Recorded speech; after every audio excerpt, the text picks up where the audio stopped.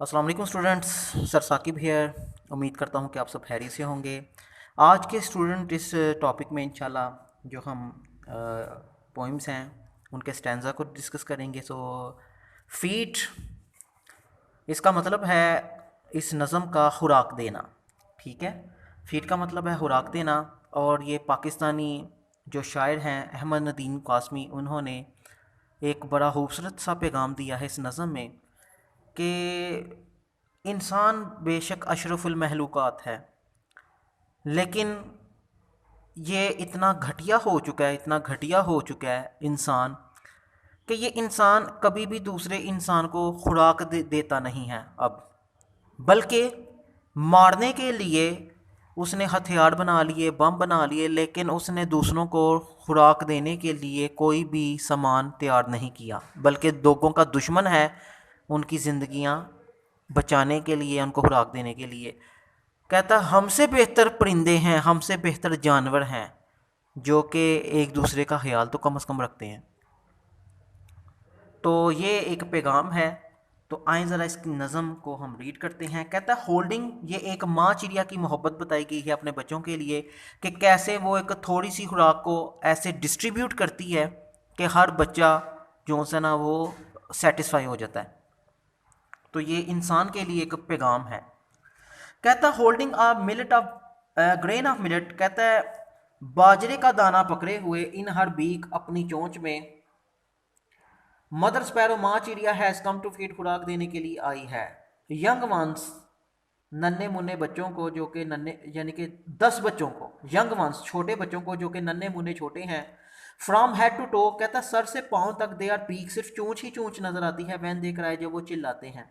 One grain to be fed, एक दाना है खुराक देने के लिए 10 बच्चों को।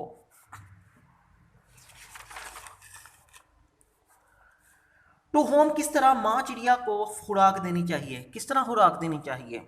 कॉन्जॉइनिंग, मिलाकर, चोंच के साथ चोंच को मिलाकर। विद होम शुड शी शुलेस, कहता है तसल्ली देनी चाहिए। फिजरिंग द एटम, कहता है जड़े के मुताबिक तोड़ते हुए दाने को। यू हैव लर्न, तुम सीख लोगे। टू वीप, रोना। गिरिया बका करना ऊंची आवाज़ में। स्प्लिटिंग द ग्रेन, दाने को तोड़ते हुए। You have learn to set life on food, तुम कदमों को ज़िंदगी गुजारना सीख लोगे। ये यानी कि माँ चिड़िया अपने बच्चों को कह रही है। Could you split that grain, क्या तुम इस दाने को तोड़ सकते हो। एक दाना है खुराक देने के लिए 10 बच्चों को।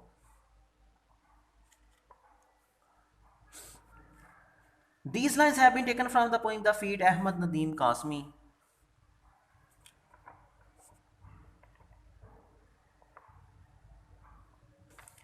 The poet show,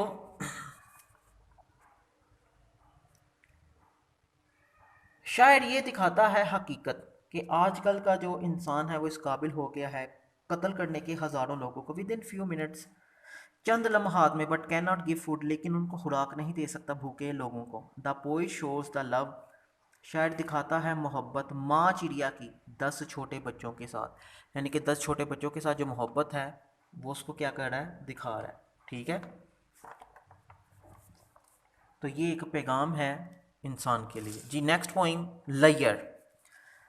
लयर का मतलब है स्टूडेंट फुर्सत, फरागत, फारिग वक्त। ओके, यानी कि आजकल के इंसान के पास फुर्सत नहीं, फारिग वक्त नहीं अपने लिए, किसी के लिए। हमसे अच्छे जानवर हैं, भेड़ें हैं, गायें हैं जो कि कुदरती मनाजर को तो देख तो लेती हैं, दरख्तों के नीचे खड़े होकर कुदरती मनाजर को देखती हैं और अपने वक्त को जानवर अच्छा स्पेंड करते हैं। लेकिन इंसान तो जानवरों से बदतर हो गया। इसमें काफ़ी उसने बेहतर पैगाम इंसान के लिए दिए हैं। कहता है what is this life full of care, कहता क्या ये ज़िंदगी है।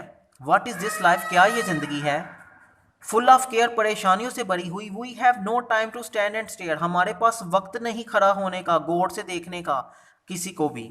No time to stand beneath the boughs, इन दरख्तों की शाहों के नीचे खड़ा होने का भी वक्त नहीं है। And stare as long as sheep or cow, उतनी देर तक घूरने का जितना के टाइम भेड़ों और गाय के पास होता है, हमारे पास तो उतना भी वक्त नहीं है। नो टाइम टू सी, नहीं देखने का वक्त। ब्रॉड डे लाइट, दिन की कुशादा वाज़िया रोशनी को देखने का भी वक्त नहीं है। स्ट्रीम्स, नदियाँ फुल ऑफ स्टार्स, सितारों से भरी होती हैं। लाइक स्काई एट नाइट, आसमान की तरह रात को लगती हैं, वो भी देखने का भी वक्त नहीं है। नो टाइम टू टर्न, मुड़कर देखने का भी वक्त नहीं है। ब्यूटी, उसकी खूबसूरती, ग्लैंस, एक नज़र, उसकी एक नज़र खूबसूरती को भी देखने का वक्त नहीं है। एंड वॉच हर फीट, उसके कदमों को भी देखने का वक्त नहीं है। हाउ दे कैन डांस, कैसे वो नाच सकते हैं ये भी देखने का वक्त नहीं है।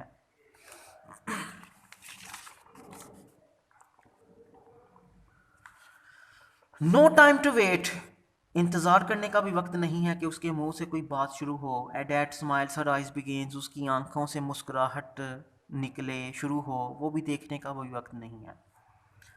पुअर लाइफ दिस सिर्फ कहता गरीबाना ज़िंदगी तो यही है, फुल ऑफ केयर, परेशानियों से भरी हुई। We have no time to stand and stare, हमारे पास वक्त नहीं है खड़ा होने का और किसी को गौर से देखने का। तो ये था जी पैगाम फुर्सत के बारे में। These lines have been taken from the poem Liar by William Henry Davis ने इसको लिखा है। कॉन्टेक्स्ट इसका स्टूडेंट ये है, द पोइट सेज डैट, कहता है इसका मरकजी ख्याल उसने अच्छा पेश किया है। कहता है शायद ये कहता है वी आर टू बिजी, हम बहुत ज़्यादा मसरूफ़ हो गए हैं।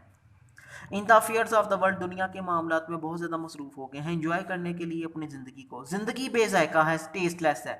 कहता है ज़िंदगी बेजायका है if we do not get time to it, अगर हम इसको वक्त नहीं देते तो स्टूडेंट ये हमारी ज़िंदगी क्या है, बेजायका है। मॉडर्न मैन, आज का जो इंसान है, लीड्स, वो गुजारता है मैकेनिकल, मशीनी और गरीबाना ज़िंदगी। डिवॉइड ऑफ ऑल प्लेयर, तमाम खुशियों के बावजूद और आराम के बावजूद वो ऐसे ही ज़िंदगी गुजार देता है।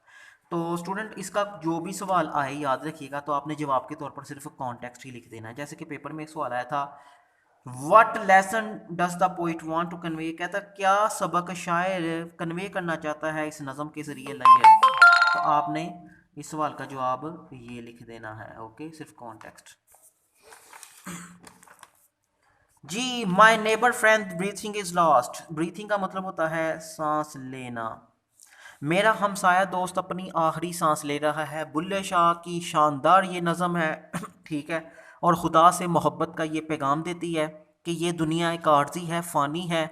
हर एक ने मौत की गाड़ी को पकड़ना है, किसी ने आज पकड़ना है, किसी ने कल पकड़ना है, और अपने खालिक हकीकी से जाकर मिलना है। ये पंजाबी की नज़म जो कि अब उर्दू में और काफ़ी ज़ुबानों में इंक्लूड इंग्लिश उसमें ट्रांसलेट हो चुकी है। आए जी पढ़ते हैं।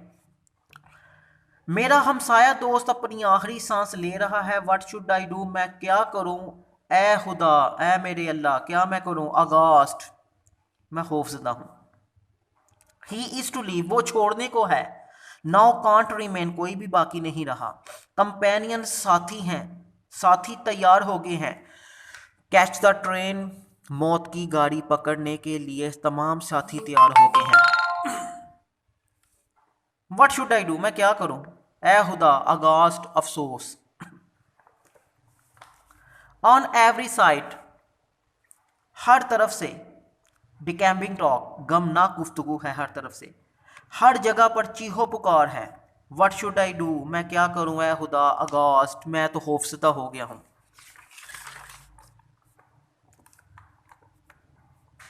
Flare of flames in her to height, पूरे जिस्म में शोले भड़कते हैं।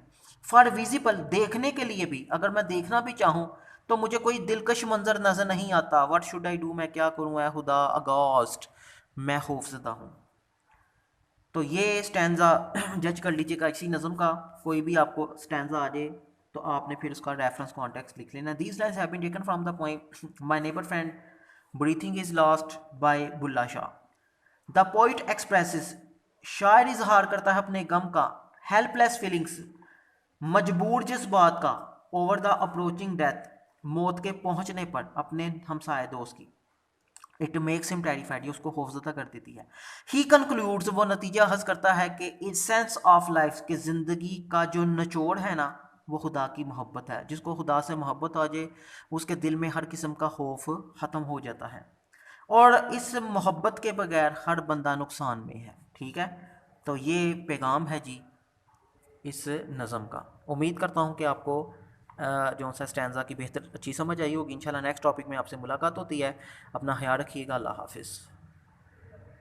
वीडियो पसंद आई तो लाइक करें, अपनी राय कमेंट करें। ऐसे ही मजीद वीडियोस के लिए हमारा चैनल सब्सक्राइब करें और बेल का आइकन दबाएं ताकि आपको हर वीडियो का नोटिफिकेशन मिलता रहे।